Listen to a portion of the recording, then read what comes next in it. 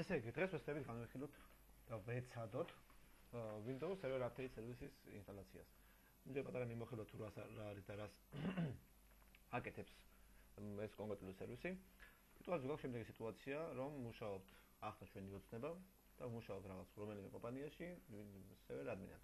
და ყველა სიტყვაზე 500-700 იუზერი. როგორც წესი, კომპანია იტალიანს ყიდულობს არა როგორც ჩვეულებრივი სახლის მომხმარებელი, არამედ კონკრეტული მეგაბაიტობით გლობალზე და ლოკალზე.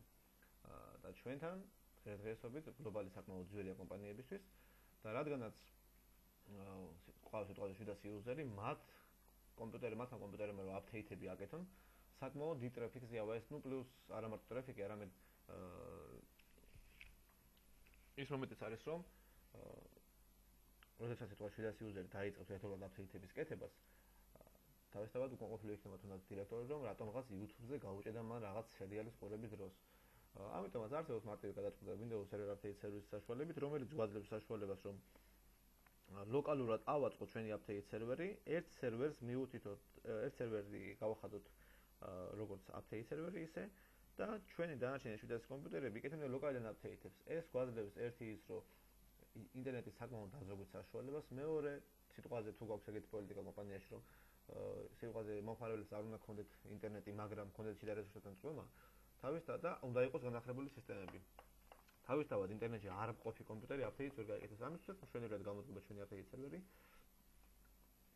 და ასევე კიდევ ის, რომ შეგვიძლია დავაკონფიგუროთ update სერვერი ისე, რომ სიტყვაზე update-ები იკეთოს ყოველ ღამით 4 საათს, როდესაც ინტერნეტის მოხმარება საერთოდ ნულის ტოლია ჩვენს კომპანიაში. ამით დავზოგოთ დღის განმავლობაში გლობალის ტრაფიკიც და დღის განმავლობაში მე დავაკონფიგუროთ ისე GPU საშუალებით, რომ მომხმარებელებმა რაღაც საათებს სიტყვაზე 2 საათზე, ყოველ დღე 2 საათზე ამოწმოს და ავტომატურად აგოთ აპდეიტები. სერვერის 12 წელს სერვერის ინსტალაციისთვის აუცილებელია რომ გქონდეს დაყენებული ან სადმე ან იქ ლოკალურ სერვერზე SQL Express 2012, რომელიც არის მოცემულ ლინკზე. ვიწერთ შესაბამის, ამ შემთხვევაში მე მჭირდებოდა SQL Express 64 ბიტიანი, რადგან 2012 მიღწევა 64 ბიტიანია. ნუ ასევე Enterprise-იც შეიძლება დავაკეთოთ დატაცები SQL-ით, მაგრამ ეს ფასიანია. ჩვენ როგორც ღარიბი ქართველები ვაყენებთ და გაკრეკვის არამოყვარული ქართველები ვაყენებთ SQL Express, ვიწერთ და ვაყენებთ SQL Express service. ინსტალაცია საკმაოდ მარტივია. ასევე შეგვიძლია გავაკეთოთ Management Studio-ს, რომელიც მოგვცემს საშუალებას ამ ჩვენი SQL-ის მართვისა. და ამ SQL-ის ბაზაში შეინახავს ჩვენი update სერვისი თავის ინფორმაციას გადმოწერილ update-ებს და ამ შემდეგ. Update-ების შესახებ ინფორმაციას, update-ები ლოკალურად ინახება ჩვენს მიერ მითითებულ წინასწარ გამოყოფილ პაზზე.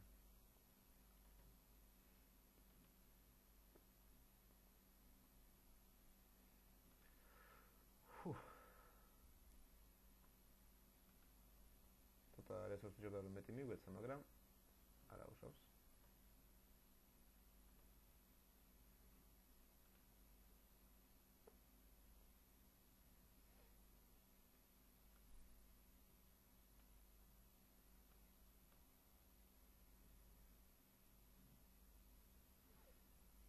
ვაძლევთ ახალი SQL სერვერის standalone ინსტალაციას, რადგან სხვა არ გვიყენია და პირველი ინსტალაცია ეს.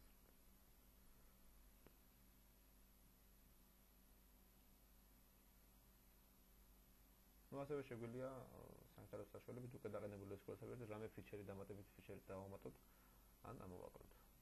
დამატებას შობს. ამოწმებს საჭირო ინსტალაციისთვის საჭირო პირობები თუ აკმაყოფილებს ჩვენი სერვერი, თუ დააკმაყოფილა გარეგან ინსტალაციას, თუ არ დააკმაყოფილა გვეტყვის, მოგვინიშნავს იმ კონკრეტულ პუნქტიდან პუნქტზე, რომელიც ჩვენ გასასწორებელი გვაქვს იმის, რომ დავაყენოთ SQL. მეთანხმებით ვეუბნებით თუ update-ს იკეთებს, ავტომატურად შეემოწმება და update-ს გამოიღებს. ამოწმებს update, თვითონ SQL-ის update-ზე გადმოწერს, დააექსეთებს და დააყენებს ამ ყოველივეს. გადმოწერდა ჩვენი SQL-ის დასაპდეიტებელი ფაილი, აინსტალირებს ახლა. ინსტალაციაში გავაგრძელებთ ჩვენებად ინსტალაციას, მთლიანი SQL სერვერისას. ინსტალაციას უთითებთ თუ რა ფიჩერები დააყენოს, და ისე როგორც არის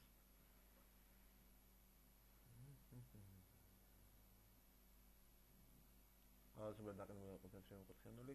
ნუ აქ instance names ვეუბნებით, რომ რა instance names-ი დააყენოს, სად შეინახოს ფაილები.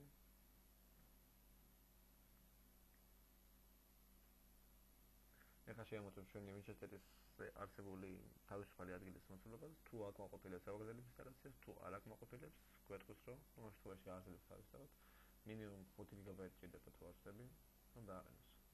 აქ ვეუბნებით, რომელი აკაუნტით დაისტარტოს ეს სერვისები. ტოვებთ, როგორც არის ესე. აქ ავტორიზაციის მეთოდები, ანუ თუ ჩვენ დავაყენებთ Management Studio-ს, დაგვჭირდება დავაპირებთ ამ ჩვენი SQL სერვერის მართვას და რამე ბაზების შესწორებას, დაგვჭირდება აკაუნტი მომხმარებელი, ვისაც შეიძლება მას მანიპულაციების გაკეთება. ამ შემთხვევაში ავტომატურად არის დამატებული ჩვენი სერვერის ჩვენი იუზერი და ჯობს დავამატოთ ისე, თუ სიტყვაზე სხვა იუზერი თქვა ჩაკეთული და გვინდა ამ სხვა იუზერით გავიაროთ ხოლმე ავტორიზაცია, ვაჭერთ ერთი იუზერს და ამატებს უკვე ჩაკეთული იუზერის კრედენშალებს ავტომატურად. Next. და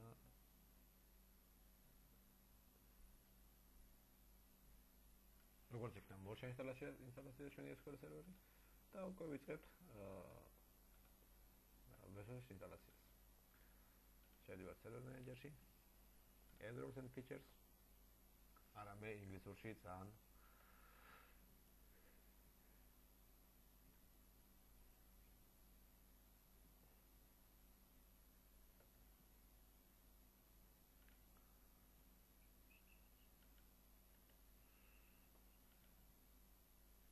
ოპერატიული სისტემები მიგეცა, აი რა მივიხარეთ. ვიწყებთ ინსტალაციას. ვიწყებთ. ამოწევთ ჩვენ სერვერს, ნუ ვეუბნებით როლებიდან რომ დააყენოს Windows Server Update სერვისი, მოთხოვნილი ფიჩერებისაც მოგთხოვა. დავეთანხმოთ. Next. ვირჩევთ database, რომ ჩვენი SQL-ი მივუწოდოთ, SQL ბაზა. ვურჩევთ მისამართს, თუ რა მისამართი შეინახოთ ჩვენს მიერ გადმოხაჩული, ჩვენი სერვერის მიერ გადმოხაჩული ფაილები, versus ჯობია რომ არა სისტემური დისკი მივცეთ. გამოვუყოთ ადგილი.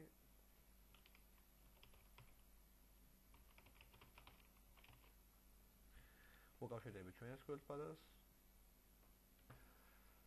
დაკავშირების მცდელობის დროს დაგვიწერა რომ name-PP არ არის ჩართული. ვცდილობთ მის დაკონფიგებას SQL configuration manager-დან. კონკრეტული ინსტანსი უნდა ჩავთვალოთ name-PP, რომ სახელით გაატაროს იქ. ჩართული ყოფილა. ჩავთვალოთ name-PP enable apply. ვეუბნება რომ აუცილებელია სერვერის ინსტალაციის რესტარტი. ამ პარამეტრებს შეიძლება ვარესტარტებთ მას და ვცდილობთ ინსტალაციის გაგრძელებას. ნუ ასევე შეგვიძლია მივუწოდოთ 127 ტესტერით მოქმედს, მაგრამ მოდი ჯერ ვესურსებ ნახოთ სახელზე.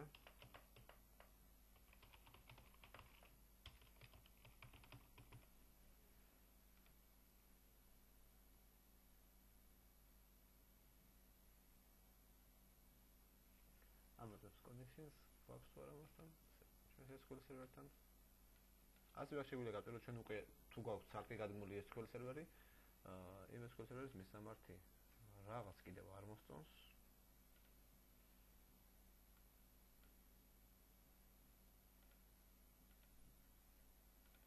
მოდით TCP/IP-ს ჩავთვალოთ და ნახოთ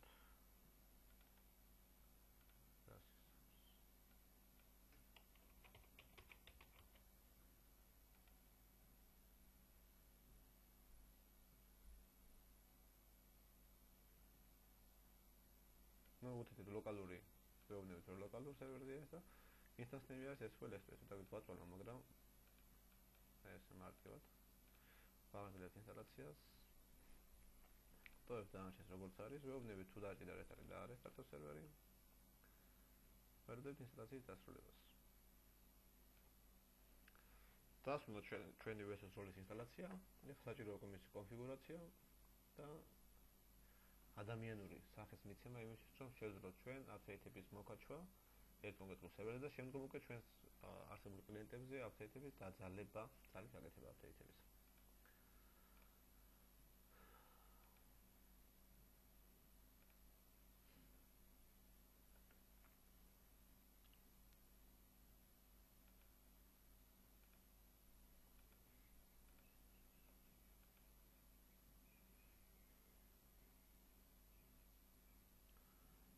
მეუბნებით, რომელ ინსტანსი გამოიყენოს სად ჩაყაროს აპდეიტის ფაილები?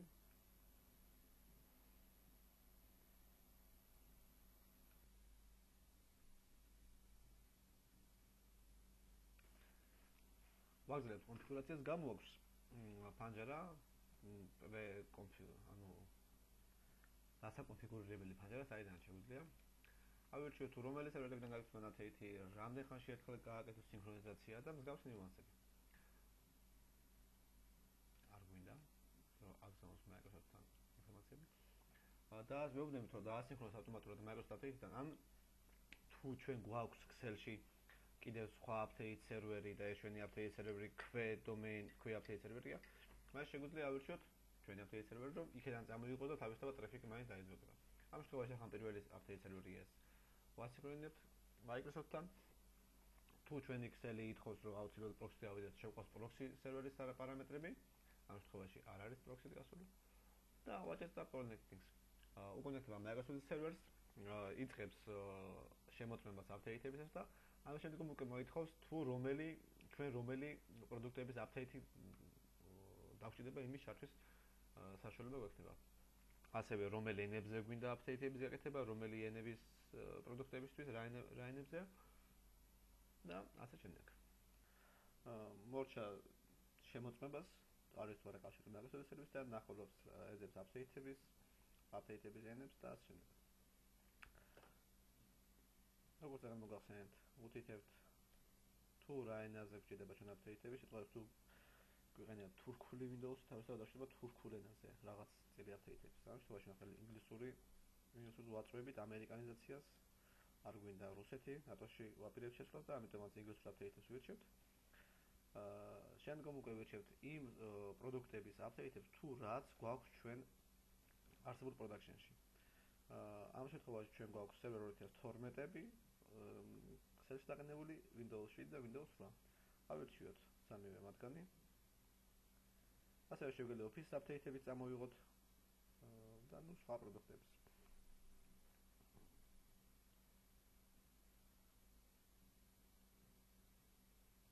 ვირჩევთ Windows Server 2012-ს, ვირჩევთ. ასევე შეგვიძლია ბიტების მიხედვით წამოვიღოთ აპდეიტები 64-იანის თუ აქვს 64-იანი სისტემის. თუ 12-იანი თავისთავად 32 ბიტიანიც. ვეძებთ Windows 8-ს და Windows 7-ს. ნუ შეგვიძლია კიდევ language პაკეტები წამოვიღებინოთ. ვირჩევთ თუ რომელი კლასების აპდეიტები წამოიღოს, კრიტიკულები, საჭირო აპდეიტები, დრაივერები თუ არსებობს ჩვენი სისტემაში შეგვიძლია წამოვიღებინოთ. პაკეტები, service პაკეტები, თულები და ასე შემდეგ. ნუ ვტოვებთ critical update-ებს, definition update-ებს, service packets იყოს და updates. უთითებთ სინქრონიზაციის დროს თუ რომელ საათებში გააკეთოს სინქრონიზაცია, ამ შემთხვევაში სიტყვაზე მივირჩეთ 6 საათი და 25 წუთი. სწორად დაიწყოს სინქრონიზაცია და ასე უთითებთ დღეში რამდენჯერ გააკეთოს სინქრონიზაცია.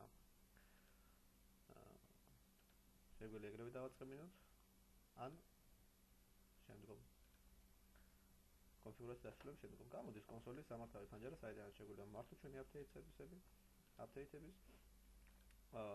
დეფაულტად ავტომატურად ყველა კომპიუტერი ვარდება უსვამი ტიპის კომპიუტერების სიაში. ამ შემთხვევაში ახლა ჯერჯერობით 0 გვაქვს. საიდანაც შეგვიძლია ჩვენში განდა გრუპები ან GPU-ს საშუალებით დავაკონფიგუროთ, რომ ავტომატურად ჩავარდეს. ამ შემთხვევაში მათ ხელით გავაკეთოთ სიტყვაზე client, ანუ მხოლოდ client კომპიუტერები და გავაკეთოთ სერვერები.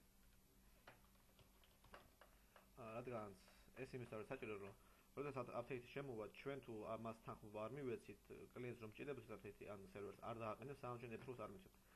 და სიტყვაზე თუ შემოიტანა 7 და 2 სერვერი 2012 აპდეიტები, F-ს რომ მივცეთ რომ გქონდეს სიტყვაზე ერთი ჯგუფი კომპიუტერები ეგეთი სიტყვაზე აი აქ ერთი ჯგუფი კომპიუტერები რომ გქონდეს შექმნილი და შენ ჩავყავოთ ყველა კომპიუტერი არ იქნება სწორი და ლამაზი საქციელი ჩვენი მხრიდან, იმიტომ რომ შეიძლება ისეთი აპდეიტი დავაყენებინოთ სერვერ 12, რომელიც არ ჭირდება მას და რაღაც პრობლემები შეგვექნება, ამიტომ მაშობია რომ დავყოთ ყოველთვის ზოგადად არა მარტო აპდეიტები, ზოგადად ყოველთვის ვშობს რომ მაქსიმალურად განცალკევებლად დაყოფილად გქონდეს თუნდაც აპდეიტების დროს, თუნდაც პოლიტიკების გავრცელების ან ნებისმიერი სხვა სიტუაციის დროს.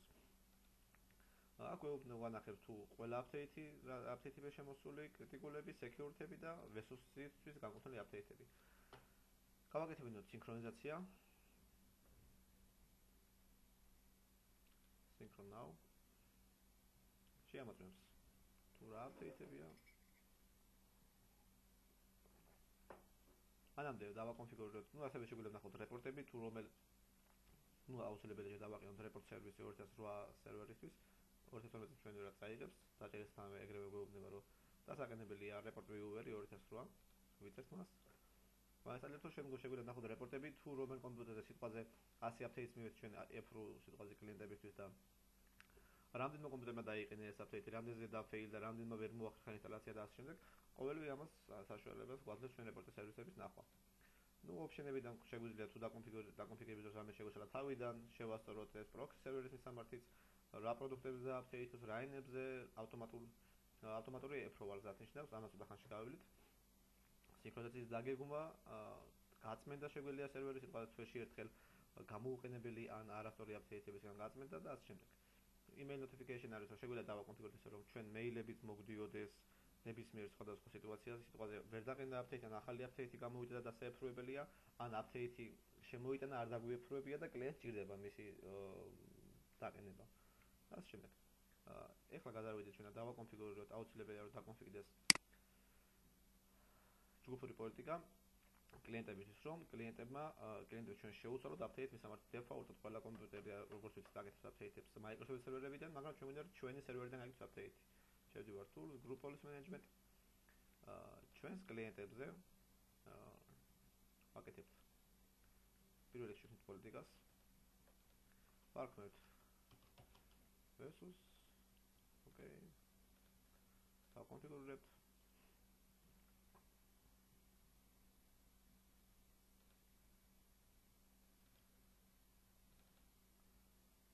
კომპიუტერის პოლიტიკას, კომპიუტერის დონების პოლიტიკა და რა user-ზე. დავაკონფიგურებთ Computer Configuration, Administrative Templates, Windows კომპონენტში არის Windows Update განყოფილება. ვაკონფიგურებთ ავტომატიკურ აპდეიტებს, ვეუბნებით რომ ავტომატურად აპდეიტები ჩართული იყოს. ვუთითებთ აპდეიტის გაკეთების სახეს, შეატყობინოს თუ არა კლიენტს აპდეიტის შესახებ, ავტომატურად გადმოწეროთ და შეატყობინოს, ავტომატურად გადმოწეროთ დაგეგმოს ინსტალაცია თუ მივცეთ უფლება local admin-ს თავის სურვილისამებრ დააკონფიგუროს. შობს რომ მივცეთ ავტომატური გადმოწერა და დაგეგმოს ინსტალაცია. ვეუბნებით რომ ყოველ დღე შეამოწმოს და დაიწყოს ინსტალაცია აპდეიტის გადმოწერილებს და დაგეგმოს ინსტალაციის დრო. აი ამას ვსაუბრობთ თავიდან ზუსტად რომ შეგვიძლია განუწერა ინსტალაციის დრო და მივცეთ იმ დროს, როდესაც სიტყვაზე ან შესვენება ჩვენ სამსახურში რაღაც მას გავხსნებთ, როდესაც ინტერნეტის მოხმარება არც ისე კრიტიკულია. ვირჩევთ სიტყვაზე კურსაც. Okay. ასევე ეს გვეუბნება რომ ეს პოლიტიკა გავრცელდება Windows XP Service Pack 1-დან ან ეს 2000 Service Pack 3-დან ზემოთ. ანუ Windows 8-მდე და Server 12-მდე. ვუთითებთ ასევე სპეციფიურ ჩვენს შიდა Microsoft-ის აპდეიტ სერვერის მისამართს, წერთ მისამართს, სრულად http Vesus შეგვიძლია console local. შეგვიძლია პორტის მეტად 8530-ია default-ად Vesus-ის პორტი. ასევე შეგვიძლია დავაკონფიგუროთ მივუთითოთ რომ ანუ ავტომატურად არ დაარესტარტოს ან რამდენჯერმე კითხოს, როდესაც სიტყვაზე აპდეიტი დაიყენე რამე კომპიუტერმა, ზოგადად აპდეიტის საჭიროა რესტარტი და რამდენი ხანი იყოს ეს შეტყობინება გამოწვეული, რამდენჯერ გამოდის ეგრე შეგვიძლია დავაკონფიგუროთ. ან მივუთითოთ რომ არ დაარესტარტოს ან კლიენტი არ დაარესტარტოს მანამდე. სხვა პარამეტრებით შეგვიძლია დავაკონფიგუროთ. ამ შემთხვევაში ეს რაც დავაკონფიგურეთ ყოფნის იმისათვის რომ კლიენტმა აპდეიტი გაეკეთოს. მანამდე მოდით მაინც შევამოწმოთ ჩვენს კლიენტს Windows 7-ზე, რომელიც ინტერნეტში ვერ გადის. Update-ს ამოიღებს თუ არა. Check-for updates. ინტერნეტი არა გვაქვს.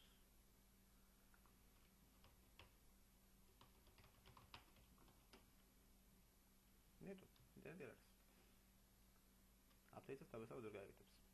ახლა გადავდივართ ჩვენ domain controller-ზე. Domain controller-ზე.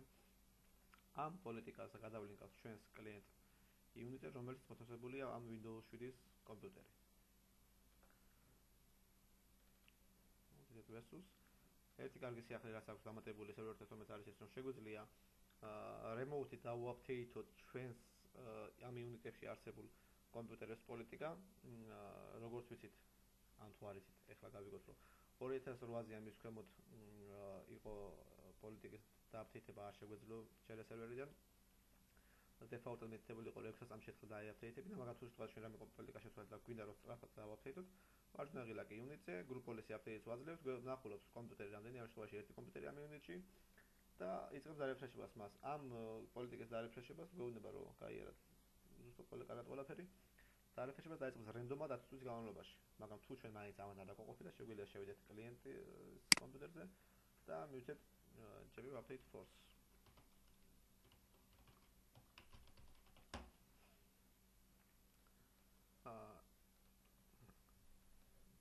მანამდე ნახოთ ჩვენს Windows სერვერზე რა ხდება.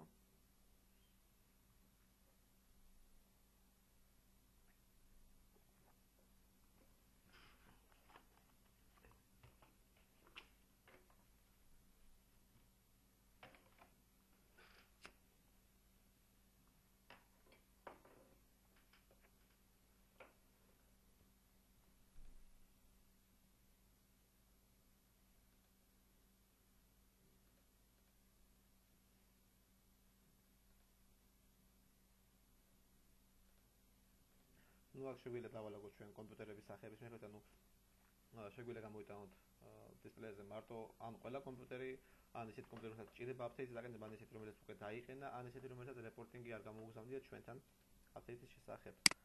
და update-თა პოლიტიკა შევამოწმოთ ჩვენი Windows update-ში, თუ რა ხდება, ვაძლევთ. და უკვე გვიწერს, რომ ჩვენი update-ები მენეჯმენტს უკეთებს ჩვენი სისტემური ადმინისტრატორი, ამ შემთხვევაში ანუ ჩვენ.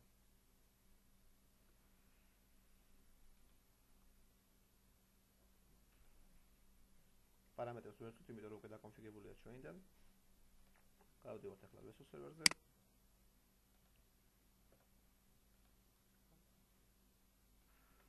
მოშა სინქრონიზაციას და ხედავთ, რომ შემოიტანა update-ები იმ სისტემის, რომლებიც ჩვენ მივუწევთ, ანუ Windows 7-ის, Windows 3-ის და server 2012-ისათვის.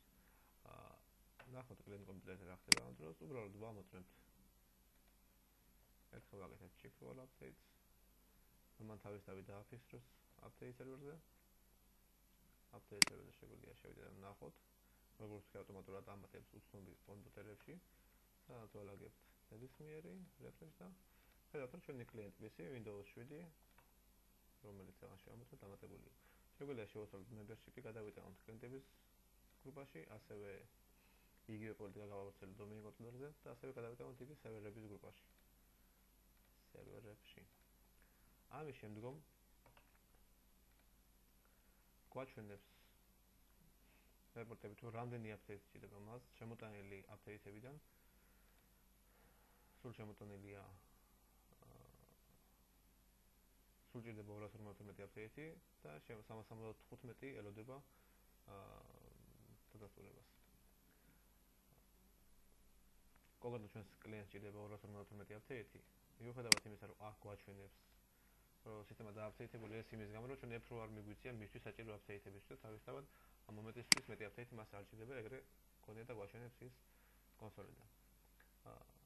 ჩვენ შეგვიძლია ერთი ვარიანტი გავაკეთოთ, რომ შემოსულ update-ებში დავალაგოთ დასაეფროებელი update-ები, საჭირო და მოთხოვნადი update-ების მიხედვით. გვაჩვენებს აქ, რომ ეს update-ები ჭირდება ჩვენ სისტემას, შეგვიძლია მონიშნოთ, მარჯვნივ კი ავირჩიოთ კლიენტები, სადაც უკვე ჩვენი Windows 7-ია, მივცეთ OK და დავალაგოთ, რომ თანხმობა გაქვს ამ update-ებზე. ამის შემდგომ ერთი ვარიანტია, რომ კლიენტს შეგვიძლია ხელი დავაყენოთ, მეორე ის, რომ მომდევნო დღეს 3 საათზე ავტომატურად დააყენებს ყველა ამ მითითებულ აპდეიტს.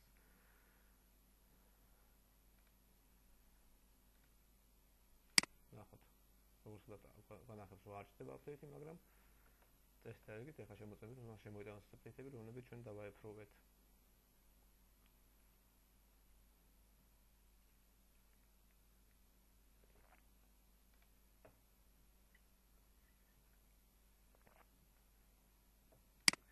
ასევე შეგვიძლია ასეთი როგორც ეს აპდეიტები გამოდის ყოველ კვირაში ერთხელ მინიმუმ და საერთოდ რომ გვიწევს მისი ეპროვზე მეცემა, შეგვიძლია წინასწარ დავაკონფიგუროთ კონკრეტული ტიპის აპდეიტები, რომ ავტომატურად დააეპროვოს. შეგვიძლია რომ ავირჩიოთ, გავაკეთოთ ახალი რული შექმნით, ან უკვე შექმნილ რულში დავარედაქტიროთ. იგი გავაკეთოთ ახალ რულს, ვეუბნებით, რომ რომელი კომპიუტერებისთვის იყოს ამ შემთხვევაში, გვინდა რომ კლიენტებზე ყოველთვის ავტომატურად დააპდეიტოს და წამოიღოს ყველა აპდეიტი. ნებისმიერი კლასიფიკაციის, ნებისმიერი პროდუქტის აპდეიტი დააეპროვოს ავტომატურად. შეგვიძლია ნაწილი მოვხსნათ, მაგრამ ნაწილი დავუწყოთ.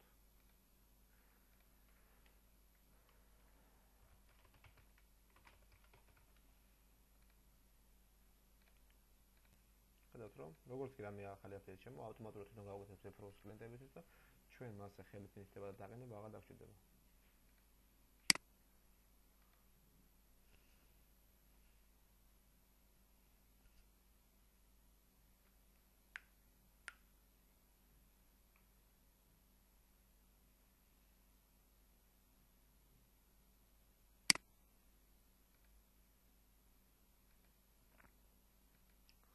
აი ახლა გაჩვენებს რომ კრიტიკული აპდეიტები შემოწამია სერვერთან 12-ში და ეპროვალი არ აქვს მიცემული, ვაძლევთ უკვე სერვერების ჯგუფისთვის.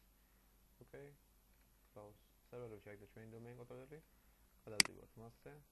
ვამოწმეთ აპდეიტებს.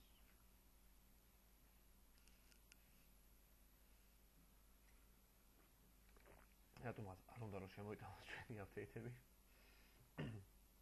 მაგრამ შემოვიტანეთ.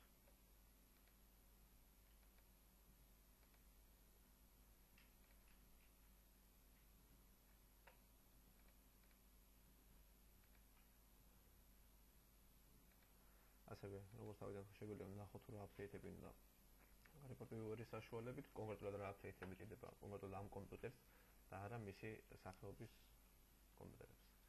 ვიწერთ report viewer-ს, ვაინსტალირებთ.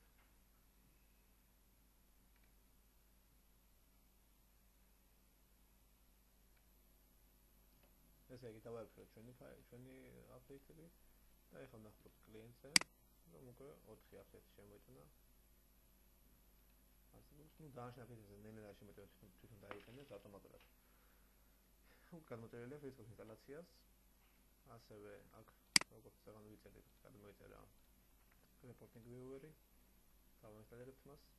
და ამის მეშვეობით უკვე შემდგომ მარტივად შეგვიძლია თითოეულ კომპიუტერზე ვნახოთ თუ კონკრეტულად რომელი აპდეიტია დასაქმებელი და რომელი ჭირდება. framework ორიგინალური უნდა იყოს დაყენებული, რომ გაეშვას. კარგით, მე დავაყენოთ ეს.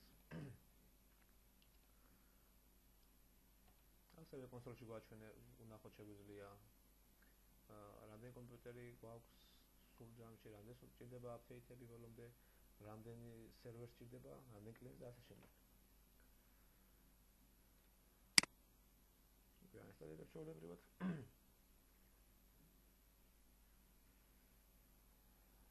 მოჩვენა ინსტალაციას და ყველაფერი იქნება ისე როგორც ინდივიდუალურ ფილმებში ხდება ხოლმე. ყველა ბედნიერი ვიქნებით ჩვენთან სერვერებიც, კომპიუტერიც. ეს სულ ის იყო, შემდგომში გავაგზავნებთ.